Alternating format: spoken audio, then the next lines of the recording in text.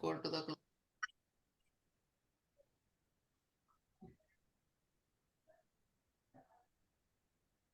வணக்கம். இன்று மரபு திங்கள் தொடர்பாக நாங்கள் தொடர்ச்சியாக சில விடயங்களை வசந்தத்திலும் செய்து கொண்டு வருகின்றோம். மரபு திங்கள் என்பது தை மாதம், ஆனால் தமிழ் தை மாதம் என்னும் முடியவில்லை. மரபு என்று கூறும் பொழுது அது தமிழ் மக்களாகிய நாங்கள் எங்களுக்காக வளர்ந்து கொண்டு வரும் மரபு. மரபு மாற்றம் அடைந்து கொண்டே போகும். சிலருடைய கருத்திலே மரபு மாறுவதில்லை. ஆனால் மரபு எங்களுடைய பேச்சு போல, அதாவது நாங்கள் பேசிக்கொண்டிருப்பது எங்களுடைய மூதாதையர் பேசியது போல நாங்கள் இன்று பேசுவதில்லை. சந்தர்ப்பத்துக்கு ஏற்ற வகையிலே எங்களுடைய பேச்சு மொழியும் மாறிக்கொண்டே போகின்றது.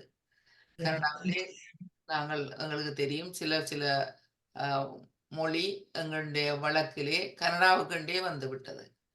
அடிச்சிட்டு இறங்குங்கோ என்று சொல்றது போல சில வழக்கங்கள் வந்து மாறிக்கொண்டே போகின்றது. அதே போல மரபிலும் மாற்றங்கள் ஏற்பட்டு கொண்டுதான் இருக்கின்றன.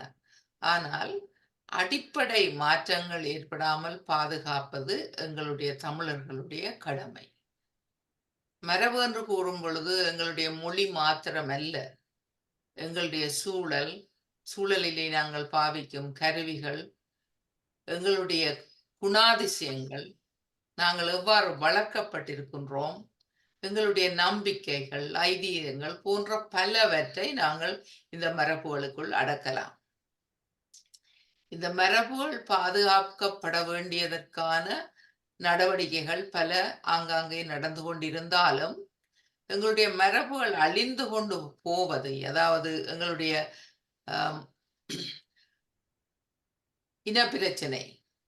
இனப்பிரச்சனை தொடர்பாக நாங்கள் பல எங்களுடைய அடையாளங்களை இழந்து கொண்டு போயிருந்திருக்கின்றோம்.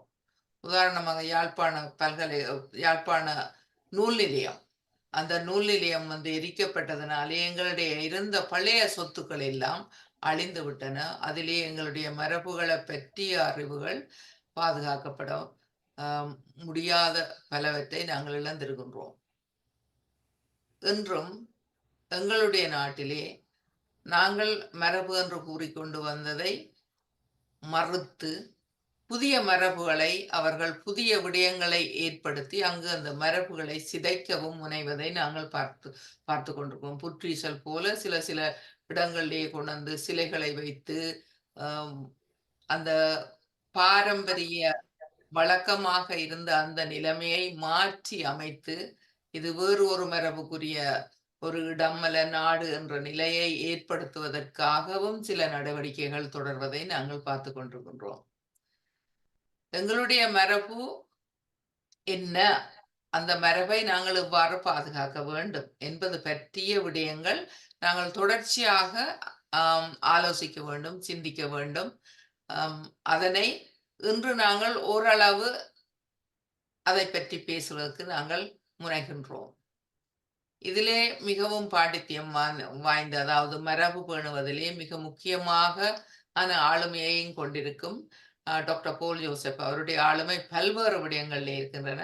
அவர் இன்று அதை பற்றி உங்களுக்கு சில ஸ்லைட்ஸ் போட்டு காட்டி சில விடயங்களை எங்களுடைய உணர்விலே எவ்வாறு நாங்கள் தமிழர் என்பதை நாங்கள் உணர்ந்திருக்கின்றோம், பாதுகாத்து வந்திருக்கிறோம், இப்படி பாதுகாக்கப்பட வேண்டும் போன்ற விடயங்களை பற்றியும் அவர் கூறுவார்.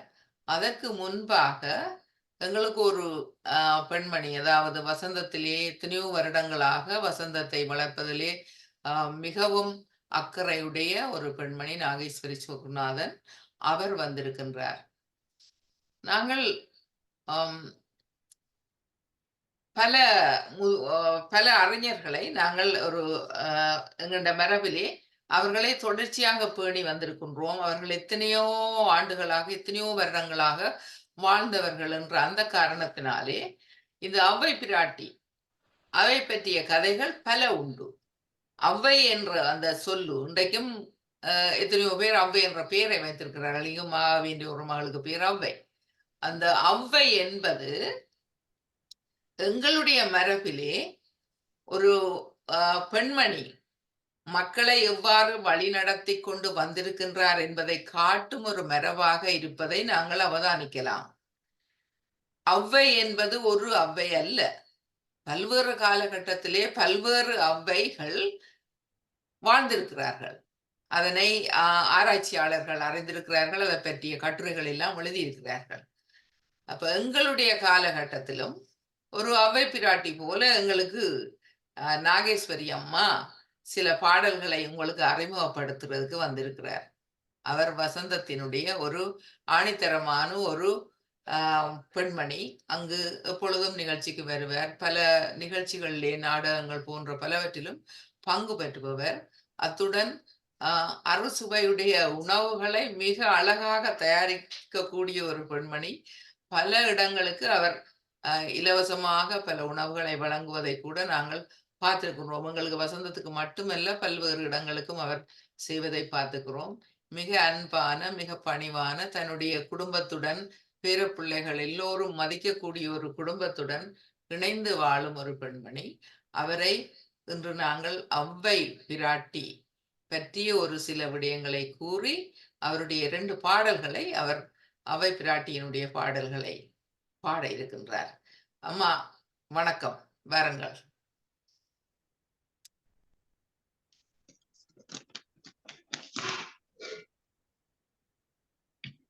ஆத்திசூடி, கொன்றவேந்தன், நல்வழி, மூதுரை என பல பாடல்களை பாடினா ஔவையார். அதிலே நான் இப்ப எங்களுக்கு நல்ல குணமும் நல்ல அறிவும் உள்ள நல்லாரை காண்பதும் நன்றே, நல்லார் சொல் கேட்பதும் நன்றே, அவரோடு இணங்கி உரையாடுவதும் நன்று, அவரோடு நாங்க இருப்பதும் நன்றே. எல்லாரையும் நாங்க நன்றி. ஒருவருக்கு செய்த உபகாரம் கல்போல் எழுத்து போல் காணுமே அல்லாது ஈரமில்லா நெஞ்சத்தார்க்கு இந்த உபகாரம் நீர்மேல் எழுத்துக்கு நேர் என்று நாங்கள் நன்றியை சொல்லி அவருக்கு அவவோட நான் அவ மாதிரி இருக்க வேணும், அவ மாதிரி நான் அறம் செய்ய வேணும், அது மாதிரி நான் அன்பாக இருக்க வேணும்.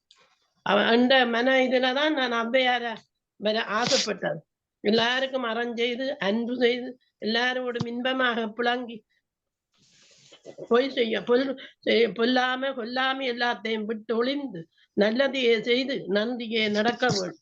ஆண்டாண்டு தோறும் அழுது புரண்டாலும் மாண்டார் வருவரோ மாநிலத்தீர் வேண்டாம் நமக்கு அது வழியே நாம் போம் அளவும் எமக்கு என்ன என்று இட்டிடுமே இட்டிடும் இடும். அது போல நாங்கள் ஆண்டார் வரமாட்டார். நாங்கள் அவ்வப்பாட்டி போலவே அவ்வார் மாதிரியே நாங்கள் தேவாரம் திருவாசகம் அவன்ற பாடல்களை பாடி நல்லொழுக்கத்தையும் நல்ல நெறியாகவும் வாழ நல்ல வழிவிட அவ்வியாரா வர நானும் அந்த பாடங்களை படிக்க வேணும் என்று ஆசைப்பட்டு குறுந்தொகை, எட்டுத்தொகை, புறநானூறு, அறநானூறு, நற்றுணை அப்படி பல நூல்கள் எழுதியிருக்கிறார். 100 பாடல்களுக்கு மேலே அவர் அதிகமான நெடுமாறனை பாட்டு பாடி அதிகமான கனி கொடுத்து நெல்லிக்கனி கொடுத்து அவருக்கு அன்பு கொடுத்தார். அது மாதிரி ஒருவனுக்கு நாவல் பழத்தை போட்டு மரத்துல நீண்ட சிறுவன் ஔவையார் என்று தெரியாம சுட்ட பழம் வேணுமோ சுடாத பழம் வேணுமோன்று இப்ப அவர் சுட்ட பழம் வேணும் என்று ஊதி சாப்பிட சுடுவதோண்டு கேட்க அப்ப பாட்டி எவ்வளவு கவலையோட விடுத பழத்தை பொறுக்கி இயலாம இருந்தும் ஊதினவ சுடுவது பழம். மாதிரி ஔவையார் போல நற்குணங்களும் நல்லறிவும் வாழ நன்றியும் டாக்டர் போல் ஜோசப் அவர்களை இப்பொழுது மரீனா அந்தோனி பிள்ளை மியூட் பண்ண சொல்லி இருக்குது. ஏதோ சத்தம் கேக்குதுன்னு சொல்லி யாரோ மெசேஜ் விட்டுருக்கீங்க. ஓகே, சரி.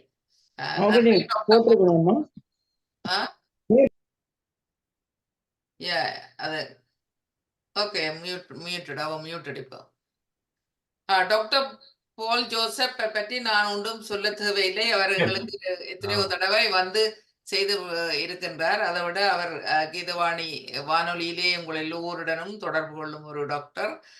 அவர் தமிழ் பாரம்பரியத்திலே மிகுந்த அக்கறை கொண்ட ஒருவர். அருமையான ஒரு மகளையும் அவர் அந்த தமிழ் பாரம்பரியத்துக்கு ஏற்ற வகையிலே அவர் பேசினால் எல்லாருமே கேட்டுக்கொண்டிருப்பார்கள். அவ்வளவுக்கு அவவையும் நாங்கள் இதுக்கு எழுத்து பார்த்தோம். அவ வெளிநாட்டுக்கு போயிட்டா இந்த நேரம் பார்த்து. இப்பொழுது டாக்டர் ஜோசப் போல் ஜோசப் வந்து தமிழர்களுடைய அடையாளங்களை நாங்கள் எவ்வாறு பேண வேண்டும், தமிழர்களுடைய அடையாளங்கள் என்ன போன்ற விடயங்களை பற்றி உங்களோட இப்பொழுது பகிர்ந்து கொண்டு அதற்கு பின்னர் உங்களுடைய கலந்துரையாடலோட அந்த நிகழ்வை நாங்கள் கொண்டு செல்லுவோம். நன்றி டாக்டர் போல் ஜோசப். அனைவருக்கும் வணக்கம். எல்லோரும் நலமாக இருப்பீர்கள் என்று நினைக்கின்றேன்.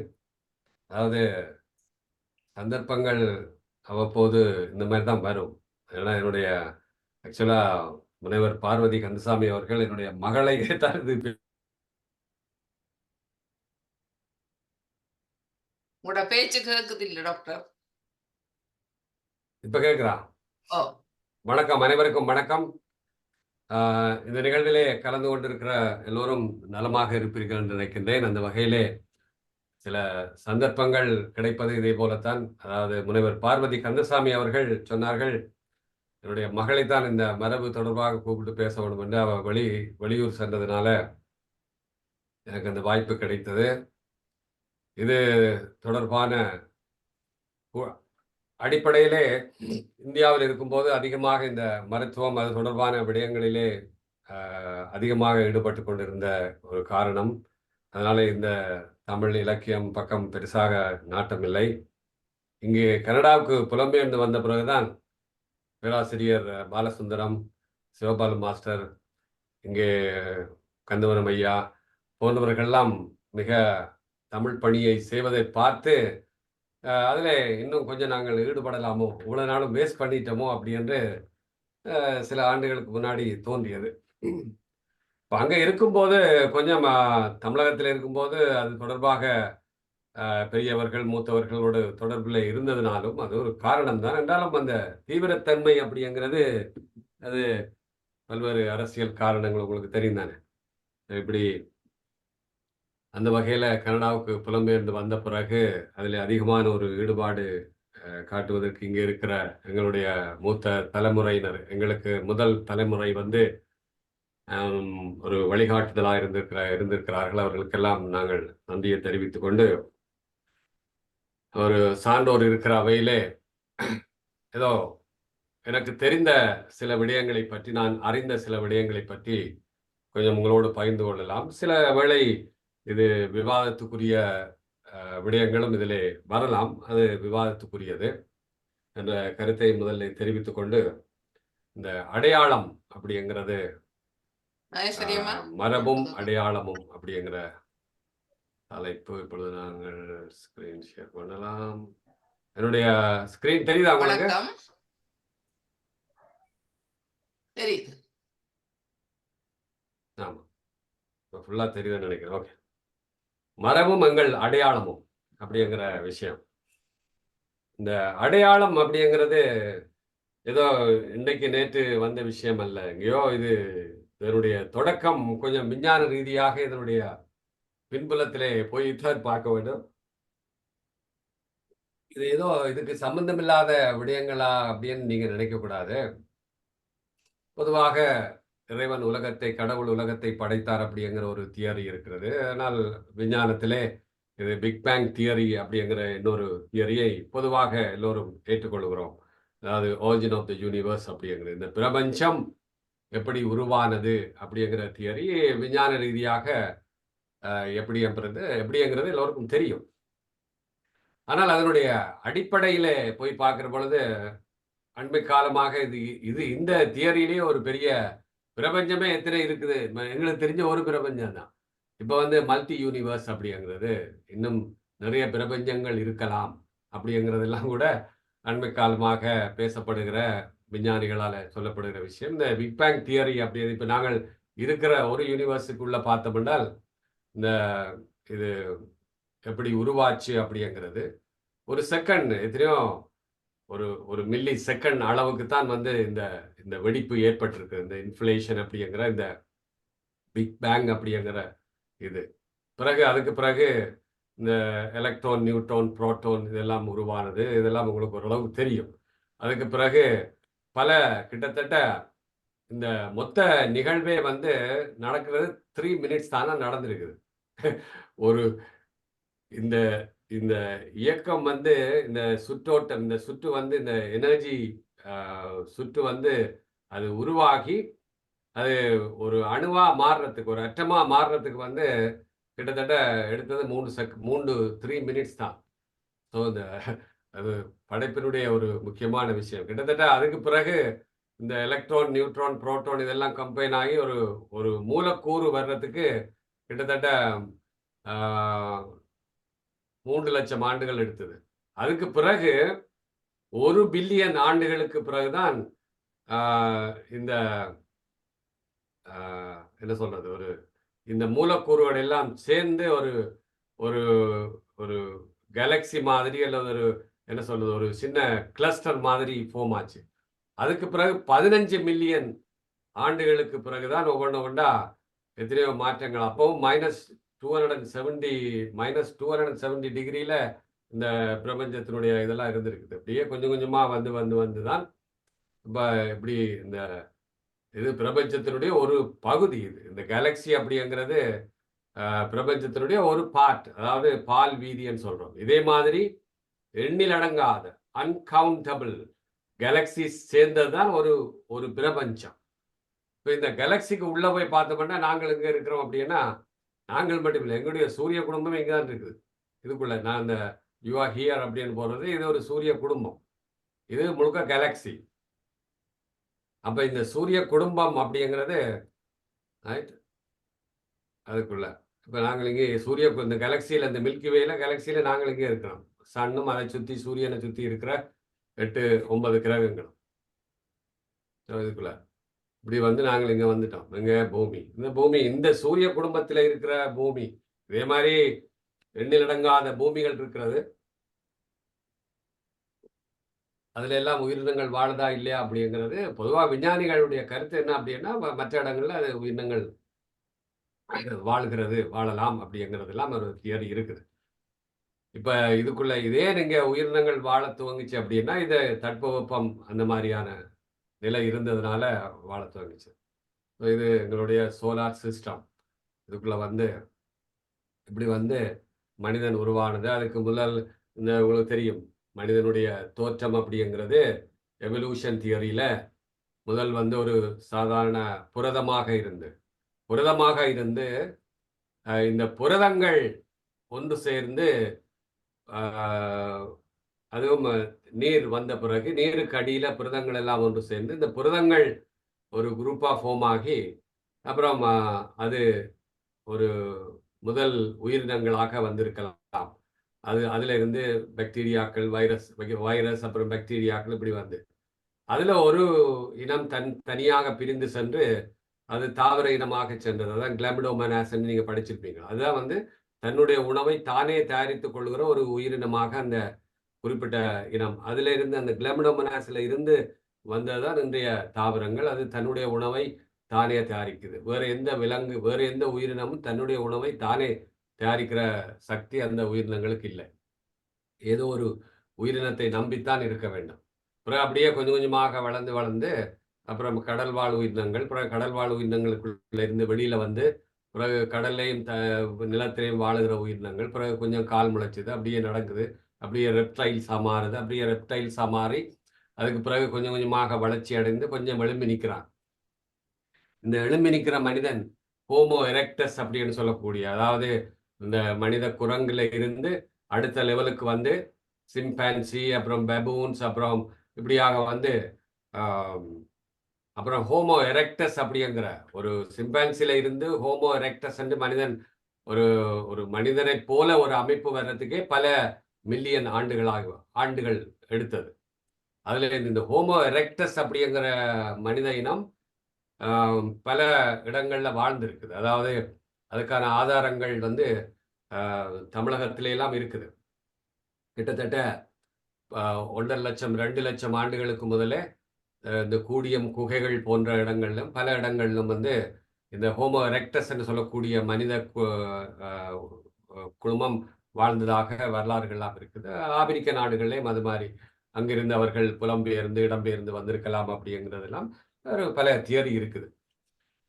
அப்படி வந்து இன்னைக்கு ஒரு முழு மனிதனாக வந்திருக்கிறோம். இப்படி வந்ததுக்குரிய எங்களுடைய அடையாளங்கள் அப்படிங்கிறது என்ன அப்படின்னா, எங்களுக்குள்ள இருக்கிற இந்த மரபணு. இந்த மரபணு அப்படிங்கிறது மிகவும் ஒரு முக்கியமான விஷயம். அப்ப மற்ற உயிரினங்களுக்கும் மற்ற இதுகளுக்கும் வித்தியாசத்தை படுத்துவதற்கு இந்த மரபணு அப்படிங்கிறது ஒரு முக்கியமான அடையாளம். கிட்டத்தட்ட ஆராய்ச்சிகள்ல என்ன சொல்றாங்கன்னா, இப்ப உங்களுடைய மரபணு, என்னுடைய மரபணு. இந்த ஒரு மரபணுவை எடுத்தோம்னா, இந்த மரபணுக்களுக்குள்ள கிட்டத்தட்ட 2 லட்சம் ஆண்டுகளுக்கான எங்களுக்கு முன்னாடி, அதாவது எங்களுக்கு பேக் அப்படி பின்பக்கம் போனீங்கன்னா, எங்களுக்கு முன்னாடி இருக்கக்கூடிய 2 லட்சம் ஆண்டுகளுக்கான பதிவுகள், அதுக்குரிய எல்லா பதிவுகளும் எங்களுக்குள்ள இருக்குது. அப்ப நாங்க 2 லட்சம் அப்ப மேபி அடுத்த ஒரு 100, 200 வருஷத்துல அந்த மாதிரி ஒரு ஆய்வுகள் வந்தா, இப்ப என்னுடைய 10 தலைமுறையுடைய படத்தை நான் எடுக்க முடியும். என்னுடைய ஒரு 50வது தலைமுறையில் இருந்த தாத்தாவும் பாட்டியும் எப்படி இருந்திருப்பார்கள் அப்படிங்கிறது இந்த மரபணுவில் அது முழுமையாக பதியப்பட்டிருக்கு. அது மட்டும் இல்லை, எங்களுடைய எல்லாமே எங்களுடைய வாழ்க்கை முறை எல்லாமே வந்து அதுல பதியப்பட்டிருக்குது அப்படிங்கிறது ஒரு கருத்து. அப்படி யாரோ கதைக்கிறாங்க.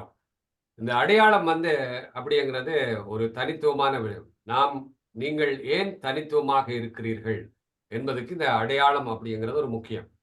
இதனுடைய இந்த கேரக்டர் அப்படிங்கிறது ஒரு தனிப்பட்ட அடையாளம். இந்த அடையாள செயலாக்கத்தை பற்றிய, இந்த அடையாளத்தை பற்றிய, இந்த மரபை பற்றிய ஒரு அறிவு வந்து ரொம்ப முக்கியம்.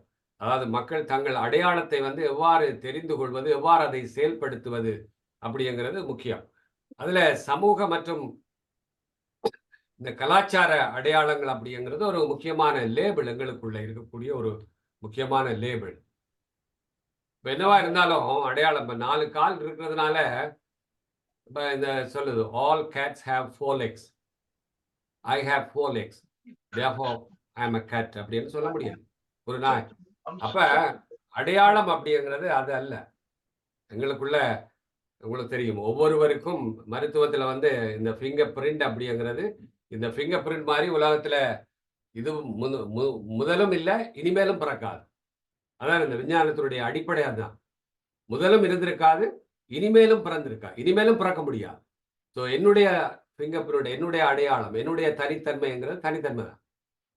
நாங்கள் வெவ்வேறாக இருக்கலாம். பொதுவாக மனிதர்கள் என்கிற அடையாளம் எங்களுக்குள்ள இருக்கிறது. ஆனால் நாங்கள் மனிதர்கள் என்கிற அடையாளத்துல வந்து இங்க இருக்கிற ஒவ்வொருத்தரும் நானும் தனித்துவமானவர்கள். அதான் இன்றைய மருத்துவ விஞ்ஞானமும் அதான் சொல்லுது. இண்டிவிஜுவலைசேஷன் அப்படியே சொல்றாங்க. ஒவ்வொரும் தனித்தன்மை படித்தவர்கள், தனித்துவமானவர்கள். ஈவன் வந்து மருத்துவத்திலே வந்து மருந்துகளை வேலை செய்யல, மருந்துகளை ஏன் வேலை செய்யலைன்னா அவர் தனித்துவமானவர். இப்ப எனக்கு இருக்கிற ஒரு பிரச்சனைக்கும் இங்க இருக்கிற இன்னொருத்தருடைய சிவபாலு மாஸ்டருக்கு இருக்கிற ஒரு பிரச்சனைக்கும் ஒரே மருந்தை கொடுக்க முடியாது. அதுதான் வந்து அந்த தத்துவம், அதுதான் அடிப்படை. அதுதான், ஏன்னா அவர் வேற தனித்துவமானவர். அவருடைய காய்ச்சல் வேற, என்னுடைய காய்ச்சல் வேற அப்படிங்கிற ஒரு பெரிய கான்ட்ராவர்சி. இன்னைக்கு வந்து இண்டிவிஜுவலைஸ் மெடிசின், பர்சனலைஸ் மெடிசின் அப்படிங்கிறது மருத்துவத்தில் ஒரு பெரிய தியரியாக போகிறது.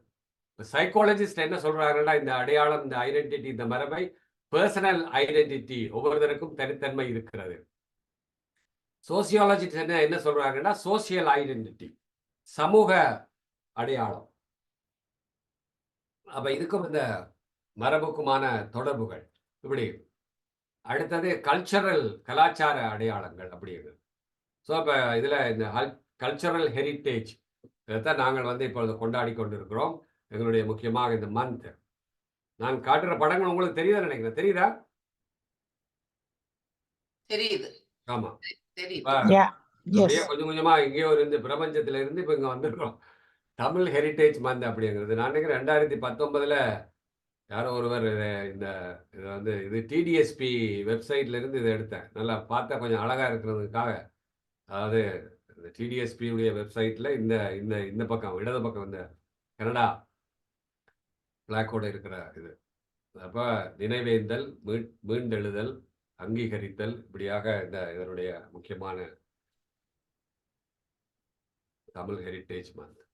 சரி, இப்ப நாங்க கொஞ்சம் கொஞ்சம் விஞ்ஞானத்துக்குள்ள போனா தான் கொஞ்சம் மரபு அப்படிங்கிறதுக்குள்ள வரலாம். இப்ப எங்களுக்குள்ள உங்களுக்கு தெரியும், ஒவ்வொருத்தருக்கும் பல ட்ரில்லியன், எங்களுக்குள்ள 100 ட்ரில்லியன், ஒவ்வொருத்தருக்குள்ளே 100 ட்ரில்லியன் கலங்கள் இருக்குது. இந்த கலங்களுக்குள்ள உள்ள கரு, ஒவ்வொரு கலங்களுக்குள்ளே நியூக்ளியஸ் சொல்லக்கூடிய இந்த கரு இருக்குது. இந்த கரு இதுதான், இந்த கரு நியூக்ளியஸ் சொல்றோம். நியூக்ளியஸே இன்னும் அதுக்குள்ள ஆய்வுகள் போய்கொண்டே இருக்குது. இன்னும் நீங்க நினைக்கலாம் எல்லாத்தையும் கண்டுபிடிச்சிட்டாங்க அப்படின்னு. கண்டுபிடிக்கவே இல்லை. இன்னும் கொஞ்சம் கொஞ்சம் தான் கண்டுபிடிச்சிருக்கிறோம். எங்களுடைய நியூக்ளியஸுக்குள்ள இருக்கிற டிஎன்ஏ வரைக்கும் தான் போயிருக்குது. இந்த டிஎன்ஏக்குள்ள இருக்கிற ஜீன், அதுக்குள்ள என்ன அப்படிங்கிறதெல்லாம் ரொம்ப ஆராய்ச்சிக்குள்ள போனீங்கன்னா ரொம்ப இதுதான் எங்களுடைய மரபணு அப்படின்னு சொல்றோம்ல, மரபணு அப்படிங்கிறது. ஸோ ஒவ்வொருத்தருக்கும் ஒவ்வொரு கலங்களுக்கும் இதுல வித்தியாசமாக இருக்கும். மூளையில இருக்கிற கலத்துல இருக்கிற மரபணு அப்படிங்கிறது கொஞ்சம் மாறுபட்டுதான் இருக்கும். கண்ணுல இருக்கிற கலங்கள் வேற, வயிற்றுல இருக்கிற கலங்கள் வேற, இறப்பையில இருக்கிற கலங்கள் வேற, சிறுநீரகத்தில் இருக்கிற கலங்கள் வேற, கர்ப்பப்பையில இருக்கிற கலங்கள் வேற. அப்ப அதுக்கு ஏற்ற மாதிரியாக இந்த கலங்களுடைய அமைப்பு மாறுபடும். ஆனா மரபணுக்கள், அந்த மரபணுக்களுடைய ஸ்ட்ரக்சரும் வேறுபடுது. மரபணுக்கள் பொதுவாக இப்ப எனக்குரிய மரபணு அது என்னோட தான் இருக்கும். என்னுடைய மரபணு என்னுடைய பிள்ளைகளுக்கு நான் கடத்துறேன். என்னுடைய பிள்ளைகள் தங்களுடைய மரபணுக்களை இப்படியே பரம்பரையா கடத்திட்டு போறோம். ஆனா இதுக்குள்ள க்ளோஸா இருக்கிற மரபணு வச்சுதான் நான் கண்டுபிடிக்கிறது. இது என்னுடைய பிள்ளையா அல்லது இந்த பிள்ளைக்கு நான் அப்பனா அப்படிங்கிறத எப்படி கண்டுபிடிக்கிறோம்னா, இந்த மரபணு அந்த மரபணு கொஞ்சம் க்ளோஸா இருக்கிறதுனால. வேறு ஒருத்தருடைய மரபணு க்ளோஸா இருக்காது. ஆனா அது மனித மரபணு தான். ஆனா இதுக்கு ரொம்ப டூ க்ளோஸா மேட்சா இருக்கிறதுனால அதை அப்ப இவருடைய பிள்ளை தான் அப்படின்னு அதை முடிவு பண்றாங்க. அது பல ஆய்வுகள் அப்படிங்கிறது. ஸோ இந்த மரபணுக்கள் ரொம்ப முக்கியமா. இந்த மரபணுக்கள்ல எல்லா விதமான நான் சொன்ன மாதிரி அத்தனை படிமங்களும், எங்களுடைய கடந்த காலத்தினுடைய அத்தனை படிமங்களும் இருக்குது. இப்ப என்னுடைய மரபணு அடுத்த 2 லட்சம் ஆண்டுகளுக்கு அப்படியே மாறாம போகும். 2 லட்சம் ஆண்டுகளுக்கு அப்படியே பயணம் செய்யும். ஆனா அதுக்குள்ள மாறுபடும். முனைவர் பார்வதி கந்தசாமி அவர்கள் ஒரு விஷயத்தை சொன்னாங்க அறிமுகத்திலேயே. இந்த மரபு மாறுபட்டு கொண்டே போகுது. ஆனா அடிப்படை மாறாது. அது ஒரு நல்ல ஒரு கருத்து. ஆனா என்னுடைய மரபணு மாறிக்கொண்டே, அதாவது மாற்றத்துக்கு உட்பட்டு கொண்டே போகும். அப்படி உட்பட்டதுனால தான் நீங்களும் இன்னைக்கு மனிதர்களா இருக்கிறோம். இல்லைன்னா மரங்கள்ல இருந்திருப்போம். அப்ப கடத்தப்பட்டு கொண்டும் போகுது, அதே நேரத்தில் அது மாற்றங்களுக்கு உட்பட்டு கொண்டு போகுது. அதனாலதான் இன்னைக்கு எவல்யூஷன் அப்படிங்கிற ஒரு சாதாரண ஒரு பாக்டீரியாவில இருந்து நீங்களும் நானும் வந்திருக்கிறோம். சாதாரண ஒரு புரதத்திலிருந்து நீங்களும் நானும் வந்திருக்கிறோம். ஒரு வைரஸ்ல இருந்து எங்களுடைய மூதாதையர் வைரஸும் பாக்டீரியாவும் தான். அப்ப அதனாலதான் எங்களுக்குள்ளேயும் வைரஸ் பாக்டீரியா இன்னும் இருக்குது. உங்களுக்கு ஒவ்வொருவருக்குள்ளேயும் இருக்கிற கலங்களுடைய எண்ணிக்கை நான் சொன்னேன் 100 ட்ரில்லியன் அப்படின்னு. உங்களுக்குள்ளேயும் எனக்குள்ளேயும் கிட்டத்தட்ட 300 ட்ரில்லியன்ஸ், அதை விட 3 மடங்கு கிருமிகள் இருக்குது. இப்ப உங்களுக்குள்ள எனக்குள்ள இருக்குது. சரியா?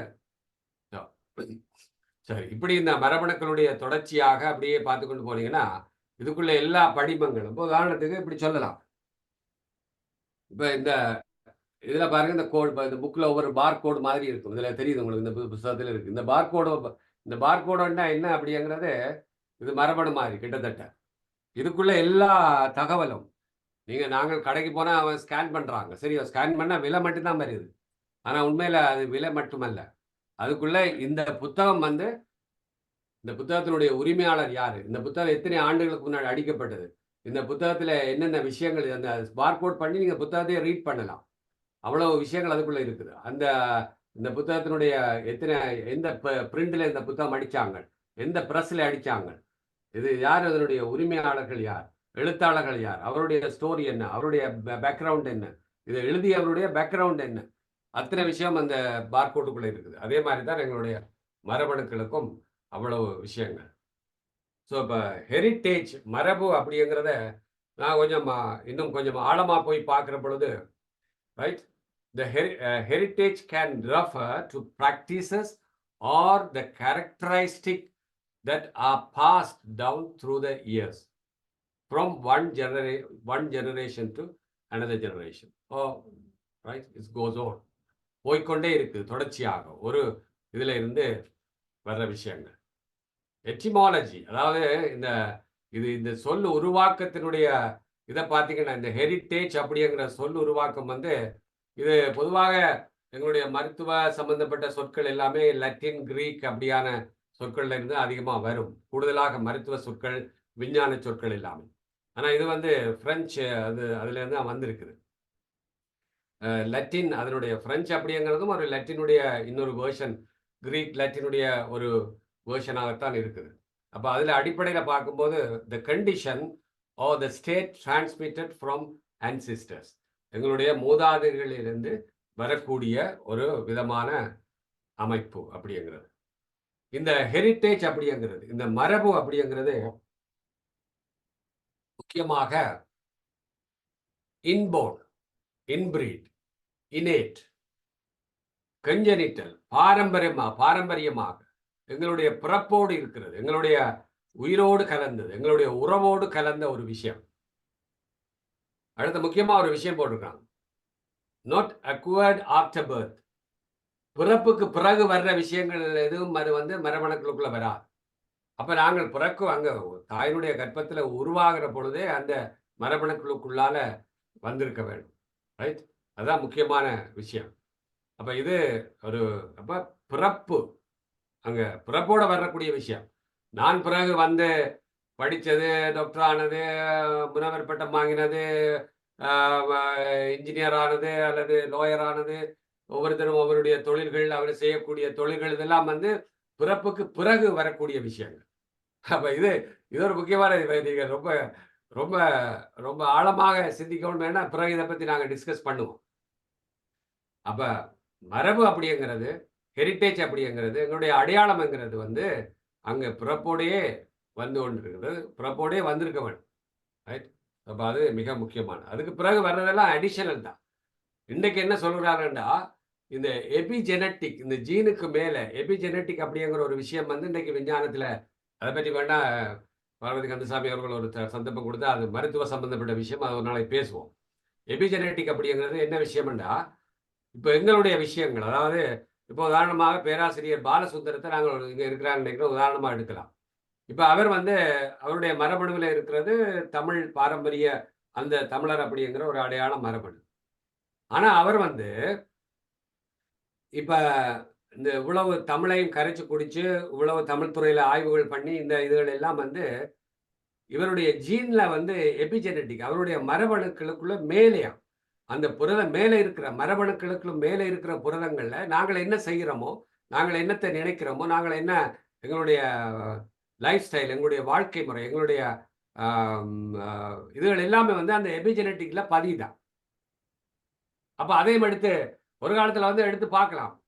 இப்ப பேராசிரியர் பாரதத்தில் அவருடைய ஜீனை சிலவில் நாங்கள் எடுத்து வச்ச ஒரு 200 வருஷத்துக்கு பிறகு சிலவில் அதில் ஆய்வுகள் பண்ணி பார்க்கலாம் அப்படிங்கிறதுலாம் வந்து இது நான் சும்மா கதைக்காக சொல்லல, இது வந்து உண்மை. அதை சொல்றது எபிஜெனட்டிக் தியரி இப்ப வந்துட்டு. அதனாலதான் வந்து இந்த மன நோய்கள், மன சம்பந்தப்பட்ட நோய்கள் எல்லாம் வந்து இதோட தொடர்புடையாக இருக்கலாம் அப்படிங்கிறதெல்லாம் எங்களுடைய அதை பற்றி நாங்கள் பிறகு பேசுவோம் நாளைக்கு. ரொம்ப இன்ட்ரெஸ்டிங்கான டாபிக் அது. ஸோ இப்படி எங்களுடைய இந்த ஐடென்டிட்டிக்கு வந்து இப்படி இது பை பர்த், பை லேர்னிங், அடுத்தது பை பர்த் அண்ட் லேர்னிங். முக்கியமாக எங்களுடைய பிறப்பால வர்றது, எங்களுடைய கல்ச்சர், கலாச்சாரங்கள், நாங்கள் இருக்கிற இடங்கள், நாங்கள் லேர்ன் பண்ணுறது, நாங்கள் படிக்கிறது எல்லாமே வந்து ரைட். இதில் 3 விஷயங்கள் சொல்லுவோம். ஒன்று வந்து அறிவு, இன்னொன்று புத்தி, இன்னொன்று ஞானம் அப்படி சொல்லுவோம். அதாவது ஆங்கிலத்தில் வந்து the knowledge and wisdom and intellect. இது 3 பார்த்தீங்கன்னா நீங்கள் ஒரே மாதிரி தான் இருக்கும். அறிவு, ஞானம், புத்தி, இது 3 ஒரே மாதிரி தான் இருக்கும். ஆனால் 3 வேற வேற. அறிவுங்கிறது நாங்கள் பெறுகிறது, வெளியில இருந்து படிக்கிறது, கற்றுக்கொள்றது, புத்தகத்தின் மூலம், அனுபவத்தின் மூலம், வெளியில பார்க்கறது மூலம், பஞ்ச பூதங்களால், 5 புலன்களால உள்ளுக்கு போறது வந்து அறிவு. ஞானம் அப்படிங்கிறது என்ன? விஸ்டம் அப்படிங்கிறது எங்களுடைய இன்போன் குவாலிட்டி. அது ஏற்கனவே ஜீன்ல இருக்குது. இன்போன் குவாலிட்டி எங்களுடைய மரபணுக்களுக்குள்ள இருக்குது. புத்தி அப்படிங்கிறது, இன்டெலெக்ட் அப்படிங்கிறது என்னுடைய நான் கற்றுக்கொண்டதையும் எனக்குள்ள இருக்கிற ஞானத்தையும், எனக்கு ஞானம் விஸ்வத்தையும் 2ஐயும் வந்து கலந்து நான் எப்படி ரியாக்ட் பண்றேன், எப்படி ஆக்ட் பண்றேன், எப்படி அதை செயல்படுத்துறேன். அதாவது என்ன சொல்றது, அப்ளிகேஷன், ஆங்கிலத்தில் சொன்னா application of both knowledge and wisdom, that is call intellect அப்படின்றது. இது உளவியல் ரீதியான விஷயங்கள். அப்போ இதில் தான் ஐடென்டிட்டியும் அது மாதிரி தான். பை பர்த்தாக இருக்கிறது, நாங்கள் வெளியில் சமூகத்தில் கற்றுக்கொண்டது, இது ரெண்டும் சேர்ந்தது எங்களுடைய ஐடென்டிட்டியாக மாறுது. அது பிக்கம் எங்களுடைய வேல்யூ, எங்களுடைய மதிப்பீடுகள் அப்படிங்கிறது. இது வேணாம் இதுக்குள்ள வரும். அப்போ எப்போவுமே வந்து இந்த அடையாளம் என்பது நீங்கள் உங்களை சுற்றி உங்களை எப்படி பார்க்கிறீர்கள் என்பதை வரையறுக்கும் இணைக்கப்பட்ட அர்த்தங்களை கொண்ட ஒரு மார்க், ஒரு லேபிள். அதுதான் நாங்கள் எப்படி பார்க்கிறோம், எங்களை நாங்கள் எப்படி பார்க்கிறோம், எங்களை எப்படி சமூகம் பார்க்குது அப்படிங்கிற ஒரு அடையாளத்தினுடைய, இந்த அடையாளத்தினுடைய இந்த ஃபார்மேஷன், உருவாக்கம் அப்படிங்கிறது, நாம் ஒரு கட்டமைப்பை சமூகத்தில் ஒரு கட்டமைப்பு சமூகத்தில் பிறந்திருப்பதால் பிரிவுகள், வகைப்பாடுகள் நிறைந்த உலகில் நம்மை கண்டறிய வேண்டும் என்பதை நாங்கள் அங்கீகரிக்கிறோம். ஸோ எங்களுக்குள்ள வந்து நாங்கள் மனிதராக இருந்தாலும் நாங்கள் வேறு வேறு இனம், வேறு வேறு மொழி, வேறு வேறு கலாச்சாரம். ஸோ அப்படிங்கிறத வந்து எவ்ரிவன், அதாவது நாங்கள் அங்கீகரிக்கிறோம். நாங்கள் அங்கீகரிக்கிறது மட்டுமில்லை, உலகமே அங்கீகரிக்குது, ஐநாவும் அங்கீகரிக்குது, சட்ட ரீதியாக அங்கீகாரம் இருக்கிறது. ஸோ அடையாளம் என்பது நம்மை சுற்றி உள்ள உலகத்துடன் தொடர்பு கொள்வதிலிருந்து வருகிறது. இது ஒரு முக்கியமான விடயங்கள். இப்படியாக சில விஷயங்கள் வந்து எப்படி நான் வந்து தனித்துவமானவன் அப்படின்னு. நீங்கள் தனித்துவமானவர் ஏனென்றால் சமூகத்தில் இருக்கும் ஏராளமான சமூக பிரிவுகளுடன் நீங்கள் உங்களை அடையாளம் கண்டுகொள்ளுகிறீர்கள், உங்கள் சொந்த அடையாளத்தை உருவாக்குகிறீர்கள். அதான் முக்கியம். அதுதான் இதுல மிகவும் முக்கியமான விடயம். அப்ப எங்களுக்கு ஒரு சொந்த அடையாளம். இந்த சொந்த அடையாளத்துல வந்து பல்வேறு நிலைகள் இருக்குது. ரொம்ப மேல்நிலை, இடைநிலை, கீழ்நிலை. இந்த மேல்நிலை அப்படிங்கிறது பொதுவாக வந்து இப்ப ஒரு உதாரணத்துக்காக இதுல போட்டிருக்காங்க. இந்த உதாரணத்தை வந்து இப்ப பொதுவாக ஆப்பிரிக்கன் அப்படிங்கிறது அவருடைய ஒரு மேல்நிலை அடையாளம், பொதுவான ஒரு அடையாளம். அப்ப கருப்பினத்தவர்கள், அதிகமாக கருப்பினத்தவர்கள் எல்லாருமே வந்து அவர்கள் ஆப்பிரிக்கன் அப்படின்னு சொல்றோம். அவர்கள் அடுத்தது அவர்கள் மற்ற இனங்களோட கலந்து வரக்கூடிய அதுக்கு நான் வரல. அடுத்தது இடைநிலை அப்படிங்கிறது ஒரு ஊர்ல இருக்கிறவங்க, அங்க ஆப்பிரிக்க கண்டத்தில் இருக்கிற ஒரு நாடு, ஒரு நைஜீரியா அப்படிங்கிறா ஒரு நைஜீரியன் அப்படி சொல்றோம். அதுக்குள்ள சில சின்ன சின்ன இன குழுமங்கள் இருக்குது. அப்ப அது யரூப்பா அப்படி சும்மா உதாரணத்துக்கு போட்டு, யரூப்பா இல்லை ஜோரூப்பா அப்படிங்கிற ஒரு இனக்குழுமம். அப்படி இதே மாதிரி ஆப்பிரிக்கர்கள்ல பல நூற்றுக்கணக்கான இனக்குழுமங்கள் இருக்குது. அப்ப அதே போல எங்களுடைய அடையாளம் அப்படிங்கிறது அதை கம்பேர் பண்ணி எடுத்தீங்கன்னா, இந்த சோசியாலஜியில் வந்து நாங்கள் ஆசியர்கள் அப்படிங்கிற ஒரு பொதுவாக சொல்லலாம். அடுத்தது ஆசியன் போன்ற ஒரு இனக்குழுமத்தில் நான் வந்து தமிழன் அப்படிங்கிறது. ஏன்னா அங்கே ஆசியாவில் பல இனக்குழுமங்கள், சீனர்கள் இருக்கிறார்கள், சிங்களவர்கள் இருக்கிறார்கள், வேறு வேறு மொழி பேசக்கூடியவர்கள் இருக்கிறார்கள், இப்படி வேறு வேறு இனங்கள் இருக்கக்கூட தெரியும். அதில் வந்து நாங்கள் இன்னும் கொஞ்சம் உள்ளுக்குள்ள ரைட் ஃப்ரம் பெரிஃபெரி டு சென்டர்ன்னு சொல்லுவார். பெரிஃபெரி டு சென்டர் உள்ளுக்குள்ளே போகும்போது, வெளியிலேருந்து உள்ளுக்குள்ளே சுருங்கி வரும்போது அப்புறம் அதில் ஈழத்தமிழன் அப்படிங்கிறது எங்களுடைய அடையாளம். அப்போ இது வெறும் கலாச்சார அடையாளம் அப்படின்றது. கலாச்சார அடையாளம் என்பது தனி மனிதர்களை ஒருமையில் ஒன்றிணைக்கும் ஒரு தனித்துவமான கலாச்சாரம் கொண்ட ஒரு குழுவை சேர்ந்தவர்கள் என்ற ஒரு தனிப்பட்ட உணர்வு. இது தேசியம், இனம், மதம், சமூக வர்க்கம் மற்றும் சமூக குழுக்களை உள்ளடக்கிய ஒரு நபரின் சுய கருத்து மற்றும் சுய கருத்தின் ஒரு பகுதியாக இருக்கிறது அப்படிங்கிறது இந்த அடையாளத்தினுடைய இன்னொரு ஒரு டைமென்ஷன், ஒரு பிரதிபலிப்பாக இருக்குது. இது மாதிரி இந்த படத்துல வந்து நீங்க ரைட் ஒரு லாங்குவேஜ் ஐடென்டிட்டி, செக்ஷுவல் ஐடென்டிட்டி, ஆண் பெண் வேறுபாடுகள், இன்னைக்கு முந்தி வந்து இந்த 3ஆம் பாலினம் அப்படிங்கிறது அங்கீகரிக்கப்படாத ஒன்றாக இருந்தது. இன்னைக்கு வந்து அது அங்கீகரிக்கப்பட்ட அதிலே 3ஆம் பாலினத்திலே பல பிரிவுகள் இருக்கு. எல்லாமே அங்கீகரிக்கப்பட்டு ரெகனைஸ் பண்ணும். அது மாதிரி சமயங்கள், ரிலீஜியஸ் ஐடென்டிட்டி, இப்படி ஏஜ், எங்களுடைய சிறுவர்கள், முதியோர்கள் அப்படி இப்படின்னு ஏஜ் ரீதியாக, அடுத்து ஜென்ரல் பாலியல் ரீதியாக, ரேஸ், எத்தனிக் குரூப், எங்களுடைய சமூக இனக்குழுமங்கள் அப்படிங்கிறது. என்னதான் இருந்தாலும் அடையாளம் என்பதை மாற்ற முடியாது. அடிப்படை மரபு என்கிறதை மாற்ற முடியாது. எனக்கு திரும்ப முனைவர் பார்வதி சொன்ன விஷயங்கள் தான் வருது. நீங்க என்னதான் வந்து தெருவில் போற நாயா இருந்தாலும் சரி, 10 லட்சம் ரூபாய்க்கு ஒரு நாய் வாங்கினாலும் சரி, அது கல்ல கண்டா ரோட்ல போனா காலை தூக்கத்தான் செய்யும். இதுதான் வந்து தி ஐடென்டிட்டி, தி அடையாளம். அப்படி மாத்திடலாம். நீங்க பிரீட் பண்ணலாம். நீங்க பிரீட் இனங்களை ஒன்று சேர்க்கலாம். அது அந்த டிஎன்ஏ எடுத்து இந்த டிஎன்ஏ எடுத்து எல்லாத்தையும் சேர்க்கலாம்.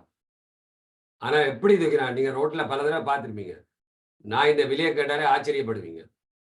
ஆனா பாருங்க, அது காலை தூக்கத்தான் செய்யுது. சரி, இது ஒரு நகைச்சுவைக்காக இல்ல, உண்மையான விஷயங்கள். சரியா?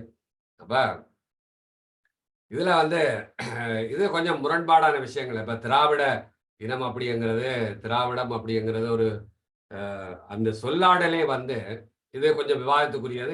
நீங்கள் பிறகு இதை பற்றி விவாதிக்கலாம். இதை பற்றி தெரிஞ்சவர்கள் சொல்லலாம். எனக்கு தெரிஞ்ச விஷயங்கள் நான் சொல்றேன். திராவிட இனம் அப்படிங்கிறது ஒரு பல இனக்குழுமங்களை அல்லது பல இதை சேர்ந்தது அப்படிங்கிறது. அந்த சொல்லாடலே எப்போ வந்ததுன்னா அவங்களுக்கு தெரியும்.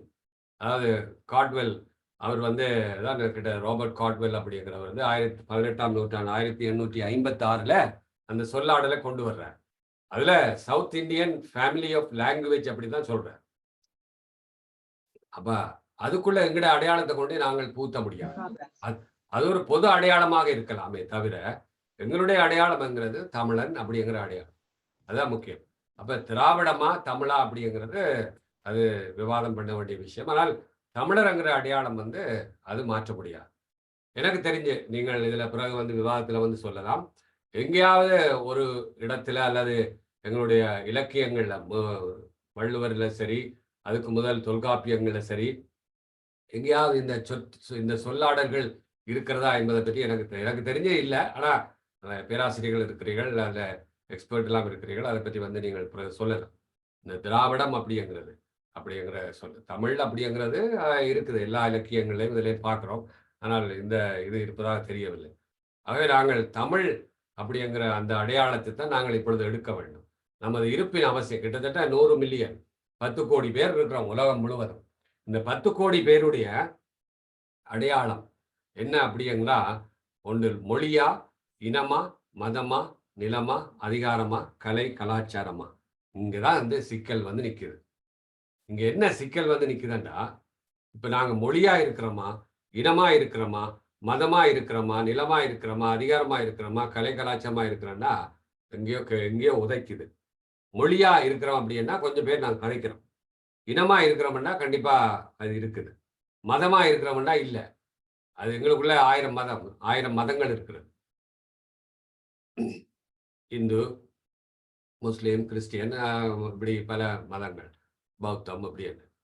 இதுல வந்து நீங்க பாத்தீங்கன்னா சரி இப்படிதான் இருக்குன்னு பார்த்தா, கிறிஸ்டியன் அப்படின்னு எடுத்தீங்கன்னா இவர்களுக்குள்ளேயே பல பிரிவுகள். கிட்டத்தட்ட எனக்கு தெரிஞ்சு சொல்றாங்க 930 சப்டிவிஷன் இருக்கான் கிறிஸ்டியன்ல மட்டுமே. 900க்கு மேல வந்து சப்டிவிஷனே இருக்குது. அந்த கோஸ்ட் இந்த கோஸ்ட் அப்படின்னு உங்களுக்கு தெரியும். பல பிரிவுகள் வந்து நிறைய இருக்குது. அப்ப அப்படி நாங்கள் மதமா இருக்கிறோம்னா இல்லை. அது பெரும் மதங்களை எடுத்துக்கொண்டா 3-4 மதங்கள் அதில் நாங்கள் பிரிஞ்சுதான் இருக்கிறோம். இன்றைக்கும் அது நாங்கள் பார்க்கக்கூடியதா இருக்கு எங்களுடைய இடத்துல. நிலமா இருக்கிறோமாண்டா ஒரு ஒரு ஒரு நிக்கிறதுக்கு ஒரு கல்லு கூட இல்லை ஏறி நிக்கிறதுக்கு சொந்தமா. அதிகாரமா இருக்கிறோம்னா இல்லை. கலை கலாச்சாரமா இருக்கிறோம்னா அப்பப்ப இந்த மாதிரி மரபு திங்கள்ல அங்கங்க கல்யாண வீடு செத்த வீடுகள்ல இப்படி இடங்கள்ல வந்து கொஞ்சம் இந்த கலை கலாச்சாரங்கள் அப்படி இருக்குது. சரியா? அப்படி ஒரு பெரிய சிக்கல் எங்களுக்குள்ள இருக்குது. அதுல இப்ப இதுல என்ன இனமாக நாங்கள் அரசியலால பிரிஞ்சிருக்கிறோம். அது ஒரு முக்கியமான விஷயம். மதமாக பல்வேறு கடவுள் எங்களுக்குள்ள பல்வேறு பிரிவுகள். நிலமாக அதிகாரமாக ஒரு காலத்துல இருந்தது. ஆனா வந்து அதெல்லாம் பல்வேறு காரணங்கள். அந்த ஆட்சி அதிகாரங்கள் அப்படிங்கிறது ரொம்ப முக்கியம். நான் இதான் என்னுடைய அடிப்படை இதுக்கு வரும்போது இந்த ஆட்சி அதிகாரம்ங்கிறது வந்து எங்களுடைய சோழர்கள் அவையெல்லாம் உலகத்தை போய் பிடிச்சி நாங்கள் பெருமையா பேசுறோம். பொன்னியின் செல்வன் அது இது அங்க போனா இங்க போனா அங்க போய் கம்போடியா பிடிச்சான், கோயிலை கட்டினான், இங்க இருந்து நாங்கள் போய் கிரேக்கருக்கெல்லாம் வாணிகம் பண்ணோம். சரி, எல்லாம் பிடிச்சவன் எல்லாம் போனோம் வந்தோம். சரி, கடைசியில என்ன நாங்கள் வச்சிருக்கிறோம் அப்படின்னா எங்களுடைய கீழடியிலும் அங்கே இங்கேயும் கொஞ்சம் கொஞ்சம் ஆய்வுகள் இருக்கு. அவ்வளவுதான். கொஞ்சம் கொஞ்சமாக வச்சு இருக்குது. அதை தேடி தோண்டி கண்டுபிடிக்க வேண்டி இருக்குது. ஏன் அப்படி என்ன? ஆனால் வெள்ளைக்காரன் அப்படி இல்லை. வெள்ளைக்கார ஆண்டுல வந்து எங்க 200 வருஷம் 300 வருஷம் வந்து எங்களோட தேசங்களை வந்து உலகம் முழுவதையும் வந்து ஆங்கிலேயர்கள் வந்து ஆட்சி பண்ணார்கள், பிரெஞ்சுக்காரர்கள் ஆட்சி பண்ணார்கள், மற்ற ஸ்பானியர்கள் ஆட்சி பண்ணார்கள், இப்படி எல்லாம் இருக்குது. ஆனா அவன் என்ன பண்ணான்னா கடைசி வரைக்கும் அந்த ஆட்சி அதிகாரத்தை தக்க வச்சு கொண்டு தான் நிலத்தையும் வச்சிருந்தான். ஆட்சி அதிகாரம் நிலமும் இருந்ததுனால தான் அவனுடைய மொழி இன்னைக்கு வந்து இந்த 3 மொழியும் ஆங்கிலம், ஸ்பானிஷ், பிரெஞ்சு உலகம் முழுவதும் இன்னைக்கு இருக்கிறது காரணம். நீங்க தென் அமெரிக்கா நாடுகள், இந்த அமெரிக்க நாடுகள் எல்லாம் எடுத்தீங்கன்னா அந்த மொழியே இல்லையே. அவங்களுக்கு வந்து தனியா அந்த இனக்குழுமங்களுக்கு வந்து அந்தந்த சின்ன சின்ன மொழிகள் இருந்தது. எங்கட நாடுகள்ல ஆங்கிலம் இல்லையே. அப்ப இது என்ன அப்படின்னா எங்களுக்குள்ள ஒரு ஒரு ஒரு பெருமையா நாங்க பேசுறோம். வெள்ளைக்காரன் வந்ததுனால தான் நாங்க எல்லாம் வந்து படிச்சோம். எங்களுக்கெல்லாம் ஆஸ்பத்திரி வந்தது. எங்களுக்கெல்லாம் வந்து நாங்களெல்லாம் வந்து மாடர்ன் ஆனோம் அப்படின்னு. ஏங்க உலகத்துல எத்தனை நாடுகள் வெள்ளைக்காரன் வந்து காலனித்துவ நாடுகள் இல்லாத நாடுகள் இருக்கு. கொரியா பக்கம் போகவே இல்லை. சவுத் கொரியா, வட கொரியா, கொரியனுக்கு போகவே இல்லை அவன். சீனாவுக்கு போகவே இல்லை. ஆப்பிரிக்க நாடுகள் பல நாடுகளுக்கு அவன் போகவே இல்லை. அப்ப அவர்கள் எல்லாம் சீனர்கள் எல்லாம் இன்னைக்கு வந்து பொருளாதாரத்தில் எங்க இருக்கிறார்கள்? ஜப்பானுக்கு போகவே இல்லை. ஜப்பான் வந்து காலனித்துவ நாடாவே இல்லை. சரி, இந்த 3 நாடை விடுங்க. கொரியா, ஜப்பான், சீனா, இந்த 3 நாடுகளும் இன்னைக்கு பிச்சை எடுத்துக்கொண்டா இருக்கிறாங்க. இல்ல ஏதோ நாங்கள் வந்து வெள்ளைக்காரன் வந்து எங்களை படிக்க வச்சோம், அப்படி இல்லை. சீனர்கள் எப்படி முன்னுக்கு வந்தார்கள்? ஏன்னா அமெரிக்காவுக்கு கடற்கரை அளவுக்கு இருக்கான். ஜப்பானுடைய பொருளாதாரம், அவருடைய டெக்னாலஜியை நினைச்சே பார்க்க முடியாது.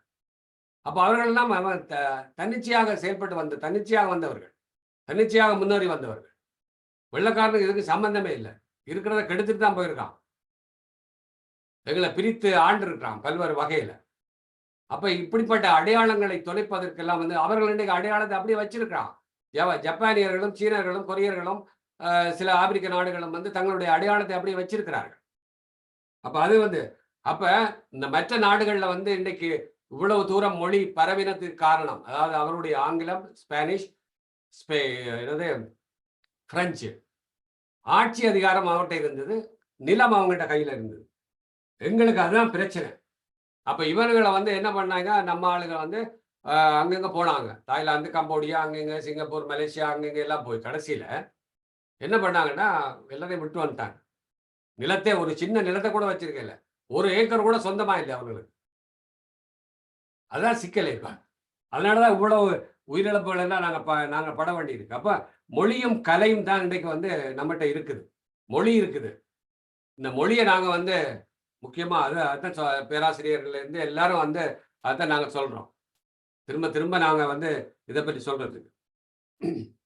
அப்ப சீனர்களுக்கு வந்து தனியா அவர்களுக்கு மொழி இருக்குது, நிலம் இருக்குது, அவர்களுக்கு ஒரு அடையாளம் இருக்கு, அவர்களுக்கு எல்லாம் இருக்குது. ஜெர்மானியர்களுக்கு, பிரெஞ்சுக்காரர்களுக்கு, ஜூதர்களுக்கு எல்லாம் இருக்குது. நிலம் கொஞ்சம் இருக்குது, நிலம் இருக்குது, அதிகாரம் இருக்குது. மெயினா அதான் நிலமும் அதிகாரமும் மொழி, இது 3 தான் முக்கியம். மதமாக இன்றைக்கு இருக்கக்கூடிய இஸ்லாமிய நாடுகள் எடுத்தீங்கன்னா அவங்க மதமா இருக்கிறாங்க, அவங்களுக்கு மொழியா இருக்குது, அவங்களுடைய உருது அது இது பேசுறாங்க. ஏங்க எத்தனையோ வந்து பெயர் தெரியாத ஊர்களுங்க, பெயர் தெரியாத நாடுகள் எல்லாம், பெரிய பெயர் தெரியாத தீவு கூட்டங்கள் எல்லாம் சின்ன சின்ன கரிபியன் தீவுகளுக்குள்ள போனீங்கன்னா சின்ன சின்ன எத்தனையோ நாடுகள் இருக்குது. அவர்கள் வந்து பழங்குடி மக்கள், இருக்கிறதே கொஞ்சம் பேர் தான். அவன் தனி நாடு, அவனுக்கு ஒரு தனி பார்லிமெண்ட் எல்லாம் இருக்குது. முதல் இந்த பசிபிக் ஓஷன்ல இருக்கிற ஒரு நாடு, அது வந்து சுவாலு அப்படின்னு கூகுள்ல போய் தேடி பாருங்க. சுவாலு அப்படிங்கிற ஒரு நாடு. இந்த நாடு வந்து பிரிட்டிஷ்காரர்ல இருந்து 1978 வந்து அது இண்டிபெண்டன்ட் ஆயிருக்குது. மொத்தமே 11,000 பேர் இருக்கான். மொத்தம் 11,000 பேர். அவனுக்கு தனி நம்ம இதுல ஐநாவில் அவனுக்கு ஒரு தனி இடம் இருக்குது. அவங்க பார்லிமெண்ட் இருக்கு, பிரதமர் இருக்கிறார், ஜனாதிபதி இருக்கிறார். அது அரச பரம்பரையில வரக்கூடியவர்கள். மொனாக்கோ அப்படின்னு இத்தாலிக்கு பக்கத்துல இருக்குது. மொத்தம் 36,000 பேர் இருக்கான். மொத்த நீளமே வந்து 2 கிலோமீட்டருங்க. இந்த பக்கம் 2 கிலோமீட்டர், இந்த பக்கம் 2 கிலோமீட்டர். 2 கிலோமீட்டர் என்ன, இங்க இருந்து நம்ம லாரன்ஸ்ல இருந்து நம்ம பிஞ்சு வரைக்கும், பிஞ்சு கூட இல்லை, ஆமா, அவ்வளவு இதுக்குள்ள வந்து மொத்தம் எத்தனை பேர் இருக்காங்கன்னா 36,000 பேர் இருக்கான். மார்ஷல் ஐலாண்ட் அப்படின்னு ஒரு ஐலாண்ட் இருக்குது. இது அமெரிக்காவுடைய கட்டுப்பாட்டு ஒரு காலத்துல இருந்து இப்ப தனி நாடு. 83ல மொத்தம் 180 சதுர கிலோமீட்டர் தான் அந்த நாடு. அதுல 40,000 பேர் இருக்கான். சரி, இதெல்லாம் இருக்கட்டும். இவ்வளவு கதை சொல்றீங்க நீங்க. மொத்தம் வத்திக்கான் வந்து தனி நாடு. அவர்களுக்கு மதத்துக்கு, அந்த கத்தோலிக்க மதத்துக்குன்னு ஒரு நாடு இருக்குது. அதுக்கு போப்பாண்டவர்களுக்கு தெரியும். அவருக்கு ஐநாவில் அவருக்கு அவர் தான் அதுக்கு இப்ப ஜனாதிபதி. யார் போப்பாண்டரா வர்றா அவர் தான். 2023 கணக்குப்படி அந்த நாட்டுடைய மொத்த மக்கள் தொகையை நீங்க சொன்ன ஆச்சரியப்படுங்க. மொத்தம் 764 பேர் இருக்கான். மொத்த நிலப்பரப்பை 120 ஏக்கர். மொத்த நிலப்பரப்பை 120 ஏக்கருங்க. இந்தியாவில் ஒரு பண்ணையார் இருக்கிற நிலத்தை விட குறைவான நிலப்பரப்பு. அப்ப அதான் பெரிய சிக்கலே. இப்ப எங்களுக்கு வந்து என்ன பிரச்சனைண்டா, ஆமா மொழி இருக்குது. மொழியை கொஞ்சம் கொஞ்சமா நாங்கள் இழந்து கொண்டு வர்றோம். அப்புறம் அது நான் சொல்றது எல்லாம் சேர்த்து அடையாளம். மொழி என்பது அடையாளம், இனம் என்பது அடையாளம், மதம் என்பது அடையாளம், நிலம், அதிகாரம் என்பது இதெல்லாம்